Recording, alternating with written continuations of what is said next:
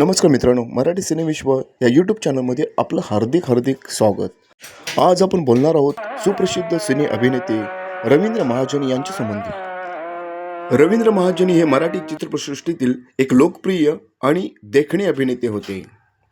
ते 70 ते 80च्या दशकात त्यांच्या रुबाबदार व्यक्तिमत्वासाठी आणि दमदार अभिनयासाठी ओळखले जात। त्यांना मराठी चित्रपटसृष्टीतील विनोद खन्ना असे म्हटले जायचे। त्यांनी अनेक हिट चित्रपट दिले।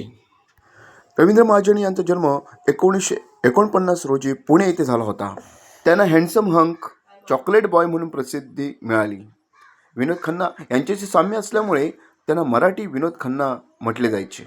1970 ते 1990च्या दशकात मराठी चित्रपटांमध्ये त्यांनी महत्त्वपूर्ण भूमिका केल्या।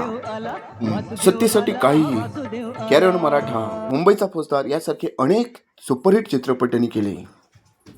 सुरुवातीच्या काळामध्ये रवींद्र महाजनी यांनी टॅक्सी चालवली आणि नंतर ते चित्रपटामध्ये आले आणि सुपरस्टार झाले।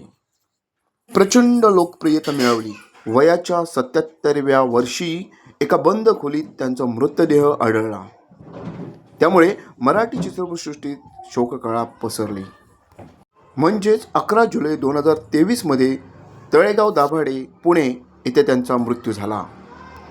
पण खऱ्या अर्थाने रवींद्र महाजनी त्यांच्या उत्तम अशा अभिनयामुळे आज सुद्धा जिवंत आहेत।